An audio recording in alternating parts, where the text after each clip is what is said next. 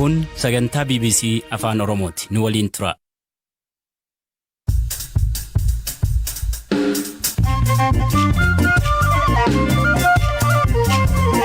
Yooya malee yooya dhaggeeffattoota raadiyoo BBC Afaan Oromoo nu dhiyaadha bakka dhaggeeffachuu jirtan cufaatti sagantaan keenya jalqaba. Finciltoonni TPLF naannoo Amaaraatti yakka gudeedii raawwachuu Amnesty International him. ለዚህ ጥናት እንግዲህ 16 ቆረኖ ከነ ከሰት ዱበርቶታ 16 ሚዳምቶታ የከ ከናታን ዱብፍኔራ ከነን ከሳ 14 ገሬዳን የክድርቅን ጉዴዱ አከረት ራወታ ሚዱበተኒሩ ሳፋሪኮም ወጀቶት ሳኒ ኢትዮጵያ ባፍት I will not get into the numbers but ammatti lakkoofsa isaanii ibsuu hin danda'u garuu sirriidha hojjettoonni keenya akka of eeggannoof biyyaa bahan gooneerra haala kana erga sirriitti hubannee booda Facebook fi Instagram qabee Itoophiyaa ilaalatan 92 ol haaqan kanaaf oduu dabalatan waliin tura an asli galgalo.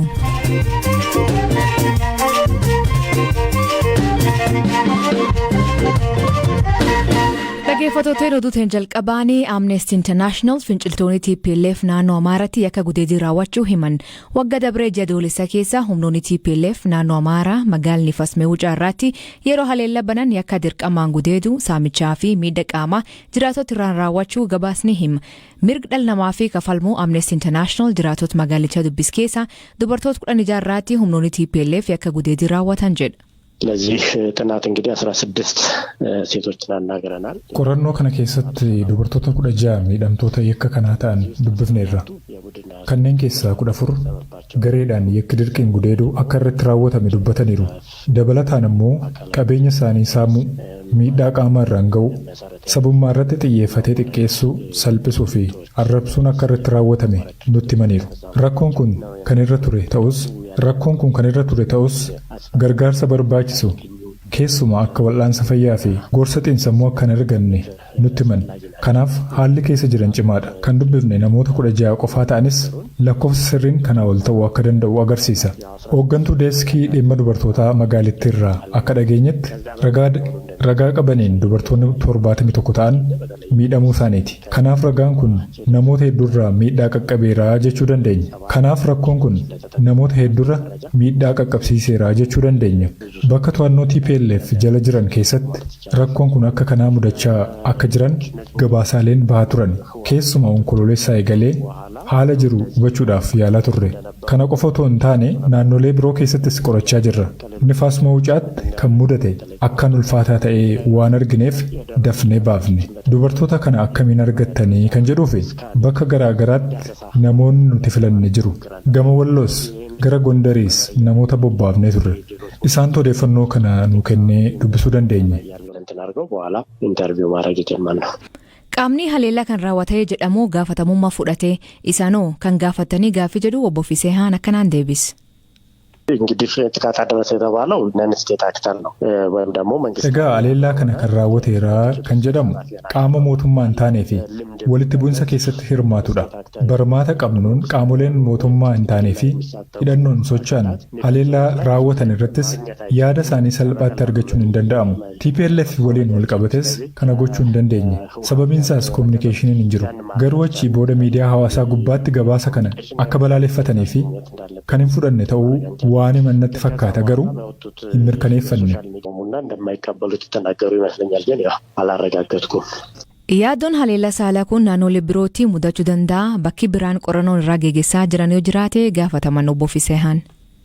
ብዙ ቦታዎች አሉ አሁን ያው ለስራችን ስለማይመቸን ቦታዎች መጥቀስ አልፈልግም እንጂ ብዙ hojii keenyaaf jecha naannolee ibsuu hin feene malee bakka hedduutti hordofaa jirra sadarkaa nifaas mawucaatti qaqqabeen bakka biraatti nu mudanne garuu haleellaan saalaa dirqiin gudeeduu naannolee biroos sirriitti jiru gama lamaaniinuu yoo ilaaltu mirga namoomaa sarbuu fi haleellaan saalaa dirqiin gudeeduu qaama waraanichaa waan fakkaatayyuu qaba waraanni kun sarbama mirga namoomaaf karra kan bane haleellaawwan kun ammoo qaama waraanichaa ta'anii mul'ataniiru naannoo Amaaraa fi Affaar keessatti haleellaan saalaa kun akka meeshaa waraanaatti hojiirra oolaa jira sadarkaa jedhuu rangeenye Sababni isaas naannolee biroo ilaaluu qabna.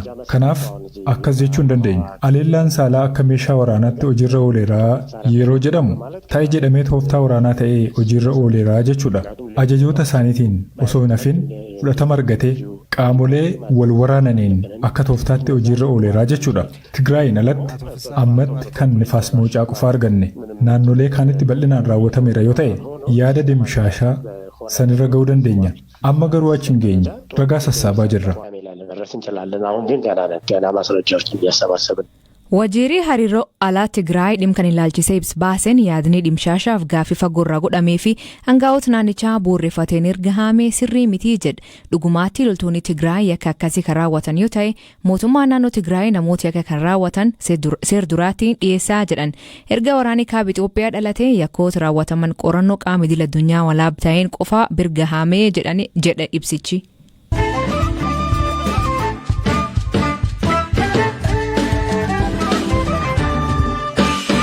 Dhaabbati telekoomii guddichi Keeniyaa Safarikoom haalli nageenyaa fi siyaasa Itoophiyaa investimentii biyyattii keessatti qabirraatti yaaddo uumuu hime. Itoophiyaa keessa baatii muraasan booda tajaajilli telekoomii eegaluu fi yaada qabu dhaabbatichi hojjettoota fi kontiraaktoota isaa Itoophiyaa keessa baasu hime. Haa ta'u malee hojii gaggeessaan olaanaan dhaabbatichaa Peter Ndeguan jidduu bara 2012 keessa Safarikoom tajaajila telekoomii Itoophiyaa keessa akka eegaluu abdii qabaachuu hime. The most significant investment so far. Ammatti baasiin hunda caalu kan miseensonni waldaa daldalaa Safarikoom kafalan dabalatee maallaqa heeyyama doolaara miliyoona 850 kan ture. Qoodni kanaa 56 qofa akka ta'e beekamaadha. Fuulduraaf neetwoorkii dhaabuu fi odeeffannoowwan teeknooloojii hundeessuu irratti investimentii doolaara biliyoona 1.5 haga biliyoona 2 eegaluuf labsineera. IT infrastructure rollout. Lol kaaba Itoophiyaa tammaatee fi labsii yeroo muddamaa 7 dabre labsa hordofee dhaabbatichi hojjettoota isaa baasee jira. Namoonni bahan agam gaaffii jedhu akkanaan deebis. I will not get into the numbers. Ammatti lakkoofsa isaanii ibsuu hin danda'u. Garuu sirriidha. Hojjettoonni keenya akka of eeggannoof biyyaa bahan gooneerra. Haala kana erga sirriitti hubannee booda akka isaan deebi'aniif kan murteessinu. And as we assess the situation, we will determine when they can go back. Dhaabbatichi investimentii isaa Itoophiyaa keessaa babal'ifatuuf liqee doolaara miliyoona 500 Ameerikaa irraa fudhachuuf ture. Ta'ullee haalli liqeen sun itti jirtu ifaatti dubbachuun barbaadan. I'm not going to comment until we are able. Hanga dhaabbilee maallaqa nuuf kennan hunda waliin marii hin xumuriin kanarratti yaada hin kennu. Dhaabbata tokko qofaa miti kan wajjin hariiroo qabnu. Yoo marii kana dhaabbilee biroo fi maddeen biroo wajjin xumurre waliigaltee maallaqa kanaa mirkaneessuu dandeenya. The terms for those funding. Gurmuun Global Partnership for Ethiopia jedhamuu fi kaampanoota ija of keessa qabu kaampanii Keeniyaa Safarikoomiin durfamaa ture doolaara biliyoona 2 Itoophiyaa keessa investimentii gochuuf yaada qaban. Dabalataan waggoota 5 jalqabaatti namoota 1,000 qacaruuf yaada qaban. Haa ta'u malee lol hammaachaa jiru kanaaf biyyoonni akka US kan liqee isaaniif kennuuf turte deeggarsa dinagdee fi nageenyaa Itoophiyaaf kennitu haqxee jirti.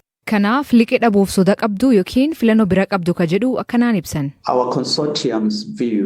Waldaan keenya investimentii kana akka galma yeroo dheeraatti ilaala. Filannoo yaalii kan biraa hedduu qabna. Waraana kanaan dura ilaallee turre. Wanti ani mirkaneessuu danda'u garuu maallaqa arganneerra. Wanti hafe waliigaltee maallaqa kanaa ibsuudha. Kana gaafa marii xumurre guyyaa fudhatamaa ta'etti ibsama. To be announced at an appropriate stage when we have concluded the conversations.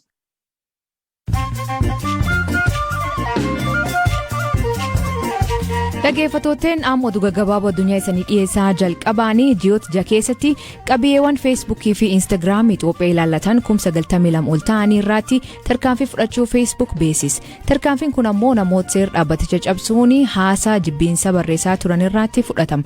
Feesbuuk miidiyaa hawaasummaa Itoophiyaa keessatti namoonni baay'een itti fayyadamu. Garuu jibbiinsa fi ergaawwan walitti bu'iinsa kakkaasan karaa ittiin dabarsan ta'ee jedhamuun qeeqama. Dhaabbanii Human Rights Watch mootummaan Itoophiyaa dubartoota yakki gudeedaa fi miidhaan saalaa naannoo Tigraayitti erga'e akka yaaliin argannee godhee jedhe. Gabaasaan fuul 89 qabu baasirraatti erga waraanni naannichaa jalqabe dubartoota yakki gudeedaa fi miidhaa qaamaa erga'e umriin isaanii gan 6 aga 80 ta'an jedhame akka yaaliin arganne godhee jedha. Dubartoonni loltoota mootummaa fi milishaan gudeedaman jedhaman ulfa adkutu yaalii dhibee HIV fistulaa tajaajila baqaqsanii yaalu lafa isaanii caphee fi meeshaa qarqabuun bakka waraanamanii fi kaan yaalamuuf osoo qabanii yaaliin arganne jedha.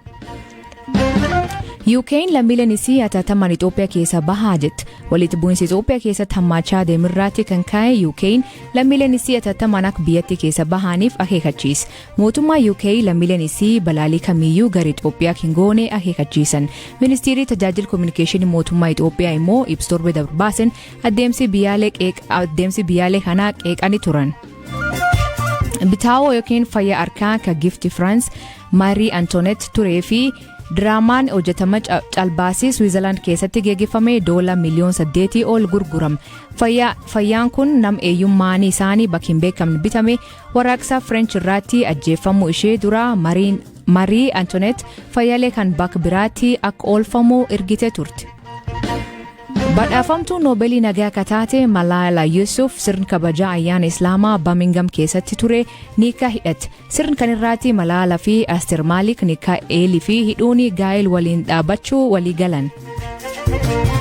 Maatii dogongora wal'aansatiin daa'imman bira dahan man yaala himataman. Haati warraa fi abbaan warraa Kaalifooniyaa erga kilinikii mal wal'aansaa IVF jedhamuun akka daa'im godhatanii gargaaru tokko micciiree dogongora ergaa wal jala fuudhuun kennee fi booda daa'imman bira dahan.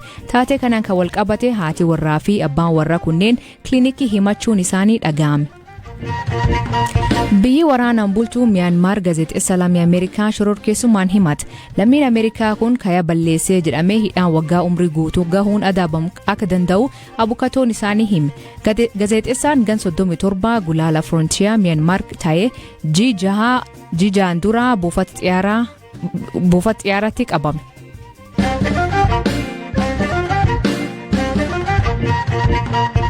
Dhaabbati mootummaa gamtoomanii hojjettoonni isaa 16 fi maatiin isaanii kan hunduu lammiilee Itoophiyaa tan Finfinneetti humnoota mootummaa Itoophiyaan to'atamuu beeksise.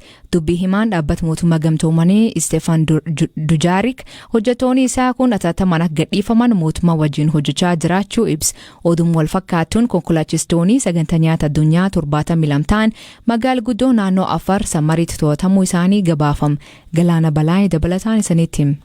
Dubbii himaan dhaabbata mootummoota gamtoomanii Stefan Dujaarik hojjettootni dhaabbata isaanii 16 ta'an maatii isaanii waliin Finfinneetti qaamolee nageenyaa mootummaan to'annoo jala ooluu isaanii himaniiru. Dubbii himaan kun hojjettootni isaanii atattamaan akka gadhiifaman mootummaa Itoophiyaa waliin si'oominaan hojjechaa akka jiranis ibsaniiru. Komishiniin mirga namoomaa Itoophiyaa wiixata darbe ibsa baaseen dhalattoota Tigraay magaalaa Finfinnee keessa jiran irratti hidhaan raawwatamaa jiru kan isaan yaaddeessu ta'uu beeksisee ture. Dujaarik hojjettootni UN fi maatiin isaanii to'ataman hunduu lammiilee Itoophiyaa ta'uu malee sabummaan isaanii maal akka ta'e adda hin baasne. Kunneen miseensota dhaabbata biyyoota gamtoomaniiti. Lammiilee Itoophiyaati. Sabummaan waraqaa eenyummaa isaanii irra jiru kamuu haa ta'u gadhiifamanii arguu feenaa jedhan. Dujaarik New Yorkitti ibsa kennaniin mootummaan Itoophiyaa guyyoota darban ibsa baasaa tureen magaalaa Finfinnee keessatti kanneen hidhattoota TPLF fi hidhattoota isaa waliin jiraniif odeeffannoo maallaqaa fi gamkaaniinis deeggarsa godhan irratti tarkaanfii akka fudhatu ibsaa tureera. Haa ta'u malee hidhaa hojjettoota UN 16 irratti yaada akka kennan dubbii himaa ministeera haajaa alaa Itoophiyaatti bilbilus argachuu hin dandeenye. Yoota dura mootummaan Itoophiyaa hojjettoota deeggarsa namoomaa UN waraana kaaba Itoophiyaa keessatti adeemaa jiru keessatti hidhattoota TPLF'if deeggarsa godhaniiru jechuun biyya akka bahan godhee ture. Sababa kanaanis UN dabalatee biyyootaa fi dhaabbilee idil-addunyaa dhiibbaan mootummaa Itoophiyaa irratti godhamu cimeera. Gama kaaniin konkolaachiftootni kontiraataan konkolaataawwan fe'isaa UN kamuummee sagantaa nyaataa addunyaa oofan 72 naannoo Affaar magaalaa Samaraatti qaamolee nageenyaa mootummaan to'atamu maddi oduu Reuters gabaaseera. Dubbii himaan UN Stefan Dujaarik sabummaa konkolaachiftoota kanaas hin ibsine. Ta'us konkolaachiftootni kun sagantaa nyaataa addunyaa waliin walii galtee raawwatanii kan hojjechaa turan ta'uu himaniiru. Sababa labsii yeroo muddamaa mootummaan Itoophiyaa sadaasa lama baaseen namoonni hedduun hidhaa hin malleef saaxilamuu jedhu qaamoleen mirga namoomaaf falman. Dhaggeeffatooteen sagantaan irraa ganumaa nu waliin turuu keessaniif ulfaadha isaniin jenna. Mammaasii galgala kanaa mandargaggoon baay'ee balbalii bana bula. Hiikan isa maanii kooment keessatti nu beeksisa. Sagantaa kan qophees Galaana Balaay gam teknikaatiin Oskar Bunga keessaniif dhiyeessan asli galgalooti agborisaatti akkana nagaa akee bulaa oraa bulaa deebana hangafamaa dhan bulaa.